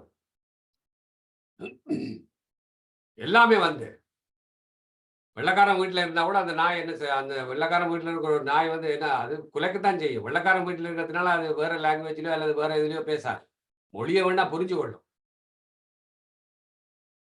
ஒரு சில 500 ஆங்கில மொழி வந்து மொத்தமே 500 600 ஆண்டுகள் பழமை வாய்ந்த மொழி இன்னைக்கு உலகத்தை ஆண்டு கொண்டிருக்கிறதுக்கு காரணமே அதுக்கு அவ்வளவு அதிகாரம் இருக்குது, நிலம் இருக்குது. இதனாலதான் வந்து முக்கியமான விஷயம். ஆனா எங்களுக்கு 5000 ஆண்டு நாங்க சொல்றோம் 2500 முன்னுக்கு திருக்குறள் இருக்கு, அது இருக்கு, தொல்காப்பியம் எல்லாம் அங்க கிமு இத்தனை 1000 ஆண்டுகளுக்கு முதல் இப்படி எல்லாம் வந்து கடைசியில வந்து இதுதான் ஒரு சிக்கல் வந்து என்ன அப்படின்னா, நாங்க அடையாளமா மொழியா எங்களுடைய அடையாளங்களை வந்து நாங்கள் தொலைச்சு நின்றதுனால. சில பேரை கேட்டா தமிழ் படிக்கிறீங்களான்னு கேட்டா என்ன சொல்றான், தமிழ் படிச்சா இந்த சோறா போட போகுது அப்படின்னா. என்னிட்ட ஒருத்தர் வந்து கேட்டார். நான் வந்து சும்மா அவர்கிட்ட சாதாரணமாக ஒரு நட்பு ரீதியாக பேசிட்டு இருக்கும்போது, என்ன உங்களோட பிள்ளைகள் தமிழ் படிக்குதான்னு சும்மா நான் கேட்பேன் எப்பவுமே. அப்ப அவர் சொன்னாரு, தமிழ் என்ன சோறு, தமிழ் படிச்சா என்ன சோறு போடுமான்னு கேட்டார். எனக்கு ரொம்ப கோபம் வந்து நாய் கூட தான் சோறு திங்குது. நான் அதுக்கு மேல எதுவும் பேசவே இல்லை. அவரு எழுப்பி போயிட்டாரு. நாய் கூட தான் சோறு. சோத்துக்கும் தமிழுக்கு என்னையா சம்பந்தம்? பல இனங்கள் வந்து இன்னைக்கு அடையாளங்களை தொலைச்சு நிக்குது. உங்களுக்கு தெரியும். பால் கிஷூன் அப்படிங்கிற ஒரு எம்பிபி இருக்கிறார். எல்லாருக்கும் தெரிய மாட்டேங்கிறேன். பால் கிஷூன் அப்படிங்கிறவர்.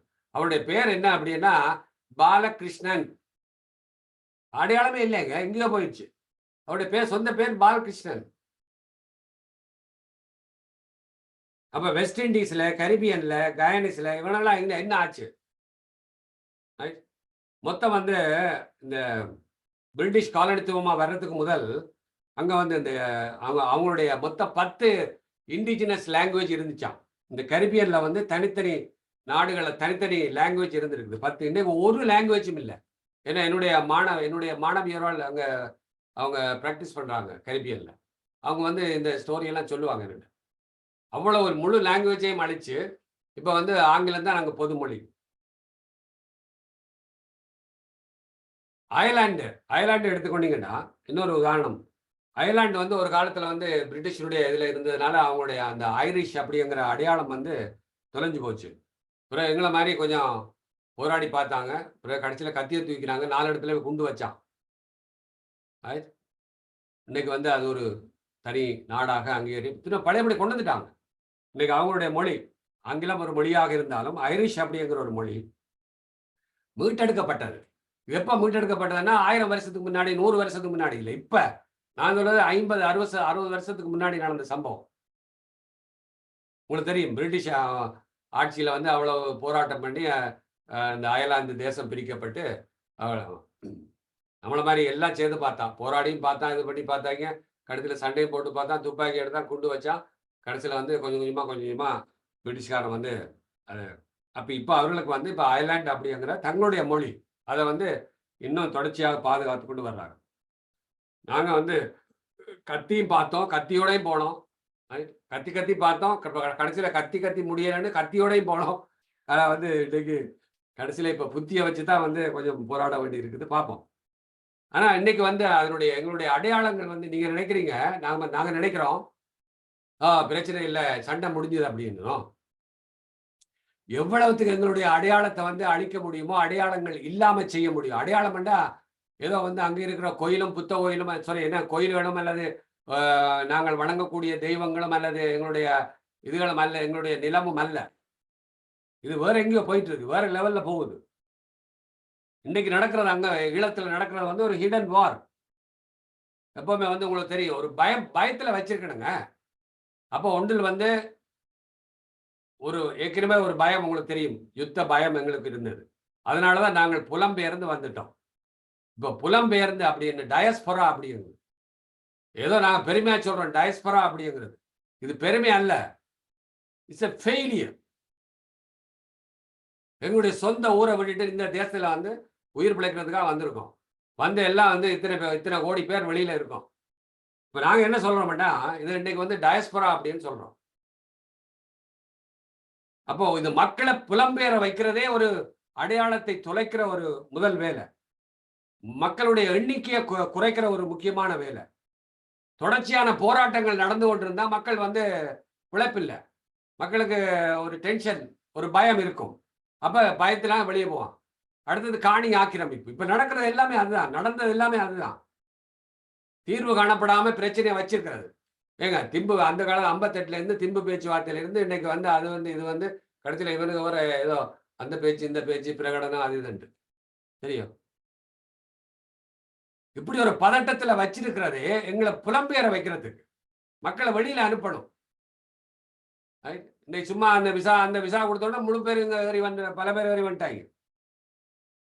அப்ப எங்களுடைய புராதன அடையாளங்களை தொலைக்கிறது, விகாரைகளை அமைக்கிறது, வேலை வாய்ப்பின்மை, திட்டமிட்ட குடியேற்றம், இதெல்லாம் வந்து அடையாளத்தை தொலைக்கிறது. நாங்க ஏதோ வேற அவன் ஆட்சியை பிடிக்கிறான் இல்ல, மொத்தம் அடையாளத்தை தொலைச்சிட்டா அரசியல் ரீதியாக இந்த எங்களுடைய இது வந்து குறையும், எம்பிக்களுடைய எண்ணிக்கை குறையும். தமிழ் இஸ்லாமிய பிரச்சனையை எப்பவுமே ஒரு டென்ஷனா வச்சிருக்க வேணும். மலையாள தமிழர் ஈழத்தமிழர் பிரச்சனையை வந்து ஒரு டென்ஷனா வச்சிருக்க வேணும். இதெல்லாம் வந்து அடையாளத்தை தொலைக்கிறதுனுடைய ஒரு ஒரு ஒரு ஒரு ஒரு திட்டமிட்ட வேலைகள். இப்படி பல பிரச்சனைகள் இருக்கு. இப்ப யாராவது வந்து நாம இதை பத்தி அதாவது சில பேருக்கு நான் இதெல்லாம் சொல்லும் போது உங்களுக்கு நான் சொல்ற விஷயம் எல்லாமே உங்களுக்கு தெரிஞ்ச விஷயம். ஆனா ரொம்ப சீரியஸாக இதை சொல்லும் போது ஒரு திட்டமிட்ட இன பேர்வு நடந்தது எத்தனை பேருக்கு தெரியும்? It's a planned deportation. திட்டமிட்ட இன துடைப்பு நடந்து முடிஞ்சது. நான் முள்ளிவாய்க்கால சொல்லிடுறேன். இந்த மாபெரும் பிரச்சனை என்ன நடந்தா 1962ல 10 லட்சம் மக்களுங்க. 1962 இப்ப என்ன இது தொல்காப்பியத்துல நடந்தது 1962. சில தசாப்தங்களுக்கு முதல் 10 லட்சம் மக்கள், இலங்கையில் இருந்த 10 லட்சம் மக்களுடைய ஸ்டேட்லெஸ் நாடற்றவர்கள் வந்து அறிவிச்சான். யார் கேட்டாங்க? அந்த காலத்துல இருந்தவங்க போராடினாங்களா? சும்மா பார்லிமெண்ட்ல 2 பேர் பேசியிருப்பா, ஜிஜி பொன்னம்பலம் அவன் 2 பேர் பேசியிருப்பாங்க, செல்வநாயகம் ஏதாவது சொல்லியிருப்பார். ஆனா என்ன நடந்தது? இந்தியாவில் இதுக்கு எதிர்த்து குரல் வந்ததா? இல்ல.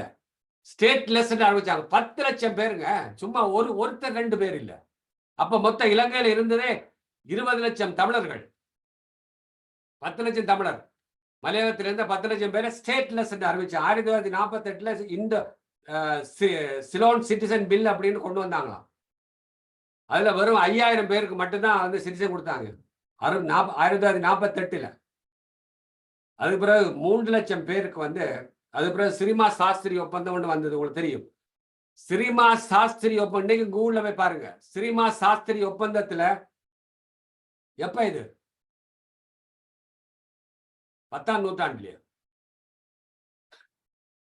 1981 நான் ஓயில் படிச்சு கொண்டிருக்கிற டைம்ல 81ல எத்தனை பேரை நாடு கடத்தி இருக்காங்க?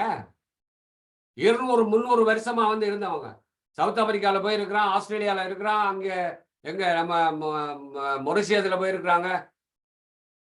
அங்க இருந்து நாடு கடத்தினாங்களா? இல்லையே. வெள்ளக்காரன் இருக்கும்போது அங்க எல்லாம் போனாங்க. ஆனா இலங்கையில மட்டும்தான் இந்த சம்பவம் நடந்தது. 10 லட்சம் பேர் வந்து நாடு கடத்தி இருக்கான். 1981ல வந்து 3 லட்சம் பேர், அதுக்கு பிறகு 2 லட்சம் பேர், அதுக்கு பிறகு 3 லட்சம் பேர், இப்படி வந்து கணக்கு பண்ணி மொத்தம் 9 லட்சம் பேர் கிட்டத்தட்ட நாடு கடத்தி இருக்காங்க. 81ல இருந்து 1981ல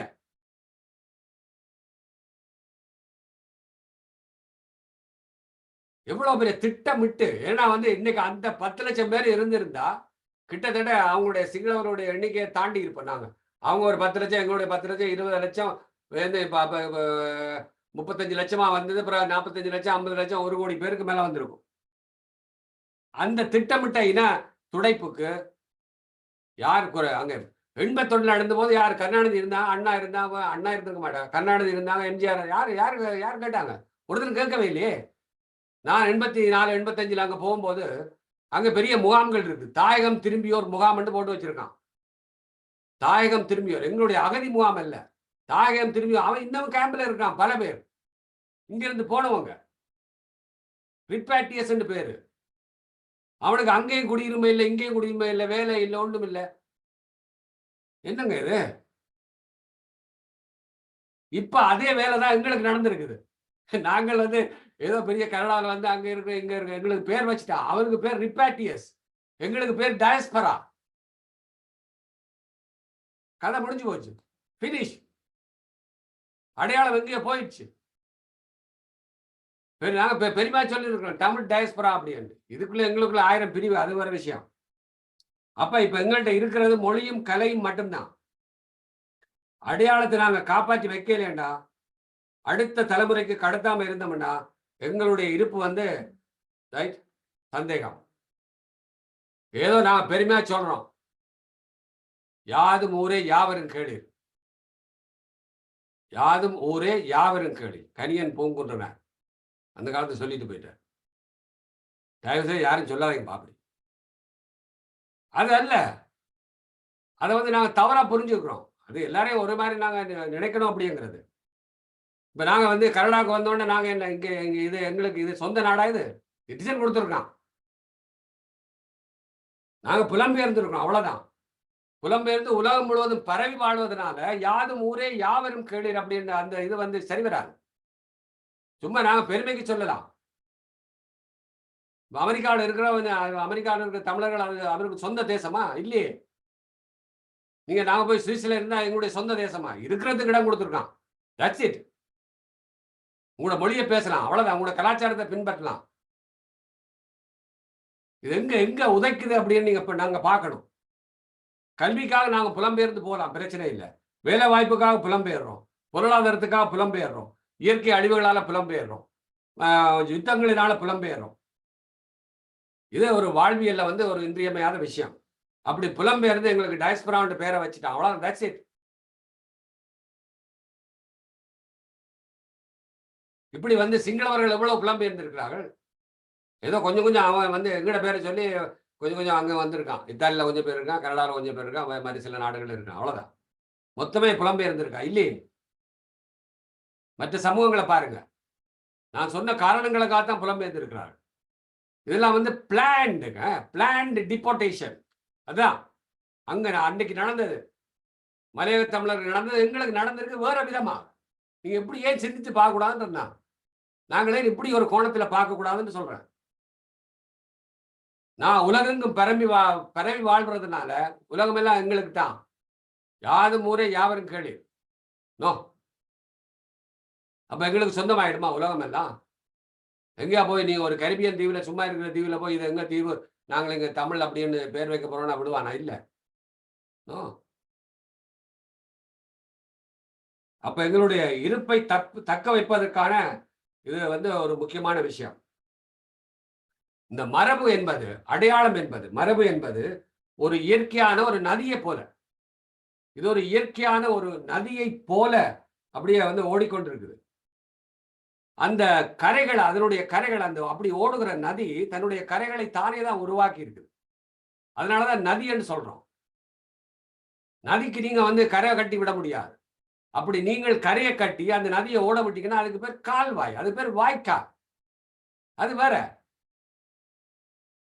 மரபு என்பது, அடையாளம் என்பது தானா உருவாகி அப்படி ஓடிக்கொண்டிருக்கும் போது அந்த நதியே தன்னுடைய கரைகளை உருவாக்கி கொண்டு போய் இருப்பதா அப்படி வந்திருக்கு. இப்ப இருக்கிற இயற்கையாக இருக்கக்கூடிய நைல் நதி என்று யாராவது கட்டியா விட்டாங்க? இல்ல. முதலில் நதி உருவானது. முதல்ல நதி வந்து தண்ணி ஓடி ஓடி அப்புறம் தான் வந்து கரை வந்திருக்கு. முதல்ல கரையை உருவாக்கி நீங்க நதியை விட்டீங்கன்னா அதுக்கு பேர் கால்வாய், அது நதி அல்ல. அதே மாதிரிதான் எங்கட அடையாளங்களும் மரபுகளும். இப்போ நான் மூச்சு நீங்களும் நானும் மூச்சு விட்டுட்டு இருக்கோம். கொஞ்ச நேரம் வந்து இப்போ சிவபால மாஸ்டர் மூக்கை வந்து நல்லா பொத்தி பிடிச்சா தான் தெரியும் அவர் மூச்சு விடுறாரா இல்லையா அப்படின்னு. சரியா? மூச்சு நீங்க வந்து மூக்கை பொத்தி பிடிச்சி யாராவது வந்து வைபோசா வந்து பொத்தும் போது தான் நாங்கள் மூச்சு இல்லைன்னா நாங்கள் இவ்வளோ நேரம் எத்தனை பேர் நீங்கள் காலில இருந்து எல்லாரும் மூச்சு விட்டீங்க. நீங்க யாராவது நினைச்சு பார்த்தீங்கன்னா நான் மூச்சு விட்டுட்டு இருக்கேன் இல்லையே. மூச்சு விட உங்களை யாராவது அமர்த்தும் போது தான் தெரியும் ஐயோ மூச்சு விட முடியல. பொதுவாக மூச்சு விடும்போது நாம் மூச்சு விடுகிறோம் என்பதே தெரியாது. மூச்சை அடைக்கும் போதுதான் நாம் இதுவரை விட்டது மூச்சு அப்படிங்கிற ஒரு இதே வருது. அதேதான் எங்களுடைய அடையாளம் இந்த மூச்சு. பொதுவாக இந்த ஆட்சி அதிகாரம், நிலம், மொழி இது மூன்றும் இருந்தால் தான் வந்து எங்களுடைய இதை வந்து தக்க வைத்துக் கொள்ள முடியும். இது மிக முக்கியமான விஷயம். இதுல வந்து அடுத்தது இப்ப இது பாலசுந்தரம் சார் அடிக்கடி சொல்லுவார். இந்த புலம்பெயர் நாடுகள்ல வந்து ஒரு சிக்கல் இப்ப இருக்குது. ஏற்கனவே அவர் நிறைய கூட்டங்கள் எல்லாம் சொல்லி இருக்கிறார். இந்த புலம்பெயர் நாடுகள்ல சென்சஸ் எடுக்கிறாங்க. சென்சஸ் எடுக்கும் போது நாங்க பெருமைக்காக எங்களுடைய தாய்மொழி அப்படிங்கிறது என்னன்னு சொல்றோம். நிறைய பேர் வந்து மதர் டங் அப்படியே போட்டோன்னு இங்கிலீஷ் போடுறேன். அதான் சிக்கலே. தாய்மொழி அப்படிங்கிறது நாங்க தமிழ்னு தான் போடணும். ஏன்னா அதுக்கு முதல் இருந்ததுக்கு இப்ப இருக்கிற சென்சஸுக்கும் குறைஞ்சிருக்குது. அப்படின்னா கூடியல இருக்க வேணும். ஒரு 10 ஆண்டுகளுக்கு முதல் எடுத்த சென்சஸுக்கும் இப்ப எடுத்த சென்சஸுக்கும் வித்தியாசம் இருக்குது. நீங்க பாத்தீங்கன்னா தெரியும். இதேதான் உலக நாடுகள் அத்தனை. பிரான்ஸ்ல இருக்கிறவன் என்ன போடுறான்னா பிரெஞ்சு போடுறான். தாய்மொழி பிரெஞ்சு. சோ இங்க வந்து இது இப்ப புலம்பெயர் நாடுகள்லயும் சிக்கல் வரப்போகுது. அப்ப எங்களுக்கு ஒரு யாரா இங்க இருக்க தமிழக எத்தனை பேர் இருக்கான்னா அவன் ஒரு 150 பேர் இருக்கான் கடைசியில. ஒரு 20 வருஷம் 50 வருஷம் போனான். அப்ப அங்கேயும் இல்லை இங்கேயும் இல்லை. அப்ப தாய் இதை வந்து நாங்கள் வந்து முக்கியமா பாலசுந்தர் சார், பார்வதி கந்தசாமி, சோபாலு மாஸ்டர் போன்ற இவர்கள் வந்து நீங்க முதல்ல இது வந்து வெளியில எழுதி சொல்லணும். நிறைய பேருக்கு இது தெரியல. இந்த ஃபார்ம் ஃபில்அப் பண்ணும்போது அது போதும் மதர் டங் அப்படின்னு நாங்கள் தமிழ் அப்படின்னு தான் போடணும். பிறகு அடுத்தது வந்து நாங்கள் ஆங்கிலம் அப்படின்னு போடுறோம். டாக்டர் முரளி வல்லிபுரநாதன் எத்தனை பேருக்கு தெரியுமோ தெரியல. அவர் வந்து ஈழத்துல இதுல அங்க என்ன இது இலங்கையில வந்து என்ன முக்கியமான சமூக நலத்துறை ஒரு பேராசிரியராகவும் ஒரு முக்கிய பொறுப்பிலையும் இருக்கிறார். அவர் அடிக்கடி கனடா வந்து போறவர். அவருடைய உறவுகள் இங்கே இருக்குது. அவர் வந்து நான் அவரை இங்க வரும்போது தொலைக்காட்சியில கூட டிஇடியில போயிட்டு கண்டேன். அது மட்டும் இல்ல அவர் நிறைய அங்கே இருந்தோடனே அந்த நிறைய கட்டுரைகள் இதெல்லாம் எழுதுறார். அவர் என்ன சொல்றாருன்னா ஒரு பெரிய அதிர்ச்சியான தகவலை சொல்றார். அதாவது இன்னும் ஒரு 10-15 ஆண்டுகள்ல அங்க வந்து முழுக்க வந்து குறையும், இருக்கிறதுல இன்னும் பாதியா வந்து எண்ணிக்கை குறையும் அப்படிங்கிறார். அவருடைய எண்ணிக்கை, அதாவது இஸ்லாமியருடைய எண்ணிக்கையும் சரி, சிங்களவருடைய எண்ணிக்கையும் சரி அதிகமாகி கொண்டு போகுது. எங்களுடைய எண்ணிக்கை வந்து ஒன்று புலம்பெயர்தலால, இந்த மாதிரி 2வது வந்து குழந்தை பேறு இன்மையினால, 3வது வந்து பல்வேறு காரணங்கள் அதில் வரிசையா சொல்லியிருக்கிறார். அதனால வந்து எங்களுடைய எதிர்காலம் வந்து அங்க இருப்பு அங்களுடைய இருப்பிலே வந்து ஒரு பெரிய எதிர்காலம் வந்துட்டுது. இது ஒரு பண்பாட்டினுடைய அழிவின் தொடக்கம், ஒரு இனத்தினுடைய அழிவின் தொடக்கம் அப்படின்னு அவர் அதை குறிப்பிடுறார். ஸோ அப்போ வந்து தயவு செய்து நாங்கள் கொஞ்சம் இதெல்லாம் சீரியஸாக எடுக்கணும். நாங்கள் வந்துட்டோம் போனவங்கள பிள்ளைகள் நல்லா இருக்குது, படிக்குது, போகுது, வருது அப்படிங்கிறது இல்லை. இது வேற எங்கேயோ ஒரு லெவல் கலப்பு. ஒரு பக்கம் பார்த்தீங்கன்னா அந்த கலப்பு அதில் எனக்கு இன்னும் அந்த திராவிடத்திலேயும் அதே மாதிரி தான் இருக்குன்னு நினைக்கிறேன். திராவிடம் அப்படிங்கிறது அது விவாதத்துக்குரிய பொருள். அதில் வந்து நம்ம சவுத் இந்தியன் லாங்குவேஜஸ்ன்னு சொல்கிறோம். ஆனால் அப்படி எந்த மலையாளியாவது, எந்த தெலுங்கனாவது, அல்லது எந்த கன்னடக்காரராவது தாங்கள் திராவிடம் என்றது அவரை ஏற்றுக்கொள்றதே கிடையாது. அவர்களே சொல்றாங்க தங்களுடைய மொழி தமிழ்ல இருந்து தான் வந்தது அப்படின்னு. என்னுடைய பல மலையாள மாணவர்கள், என்னுடைய கிளாஸ்மேட்ஸ் எல்லாம் இருக்கிறாங்க. அவர்களே சொல்றார்கள் எங்களுடைய அடிப்படை வந்து உங்களுடைய தமிழ்ல இருந்து தான் வந்தப்பா அப்படின்னு. அவங்க அரசாங்கம் ஒத்துக்குது. நாங்களே திரும்ப அதை தூக்கி பிடிக்கணும்னு கேட்கிறேன். இது மாதிரி கலப்புகள் வந்து இன்றைக்கு வேற விதமா நடக்குது. என்ன அப்படின்னா இது ஒரு கலப்பு, மண்ணினுடைய கலப்பு ஒன்று, மரபினுடைய கலப்பு, மதத்துல கலப்பு, கலையில, பண்பாட்டில, உடையில, மொழியில, இப்படி எல்லாம் கலப்பு வந்து கொஞ்சம் கொஞ்சமா வந்து அப்படியே வந்து இது வந்து ஒரு நல்ல ஒரு இதா இல்லை. ஒரு மொழியை படிப்பது, ஒரு மொழியை தெரிந்து கொள்வது, ஒரு அடையாளத்தை ஒரு கலாச்சாரத்தை பின்பற்றுவது அப்படிங்கிறது பிரச்சனை இல்லை. இப்போ இங்கே இருந்தால் நாங்கள் வந்து இந்த கலாச்சாரத்தை பின்பற்றி தான் ஆக வேணும், இங்கே உள்ள மொழியை படித்து தான் ஆகணும். ஏன்னா எங்களுக்கு பல்வேறு பின்புலங்கள், பல்வேறு வேலைகளுக்காக, பல்வேறு இதழுக்காக. ஆனால் அடையாளம் தெரிந்தால் நாங்கள் தொலைச்சி நிற்க முடியாதுல்ல. அது ஒரு பெரிய சிக்கலாக இருக்கிறது. நான் ரொம்ப நேரம் 1.5 மணி நேரம் பேசிட்டேன்னு நினைக்கிறேன். சரி, இனி அடுத்து விவாதத்துக்குள்ள செல்லலாம். இதற்குரிய அருமையான கருத்துக்களை தொடர்ந்து வழங்கி கொண்டிருந்தீர்கள். எல்லோரும் கப்சிப்பாக அப்படியே இருந்து கேட்டுக்கொண்டிருக்கிறார்கள். ஆகவே நான் குழப்ப விரும்பவில்லை. அதனாலதான் உங்களை தொடர்ச்சியாக பேசுறதுக்கு நாங்கள் பார்த்து கொண்டிருந்தோம். இப்பொழுது மிக நல்ல ஒரு அருமையான கருத்துக்கள்.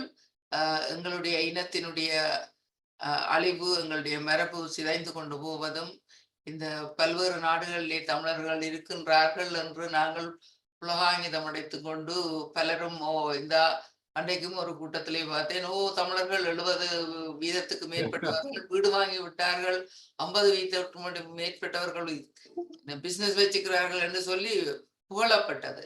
ஆனால் எங்களுடைய அழிவுக்கான ஆதாரங்கள் இந்த நாடுகளிலே விதைக்கப்பட்டிருக்கின்றது என்பதை இன்றைக்கு டாக்டர் போலினுடைய, அவருக்கு இவ்வளவு தூரம் இவ்வளவு படித்திருக்கிறார் இந்த விஷயங்களை பற்றி என்று பார்க்கும் பொழுது மிகவும் ஆச்சரியமாக இருக்கின்றது.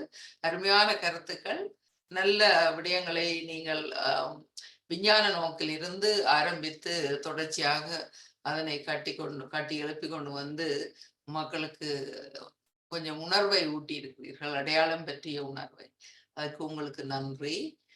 இப்பொழுது இந்த சபையோர் இது பற்றிய உரையாடலை தொடங்குவார்கள். அதிலே தயவு செய்து நீங்கள் உங்களுடைய கருவியை கையை உயர்த்தி காட்டி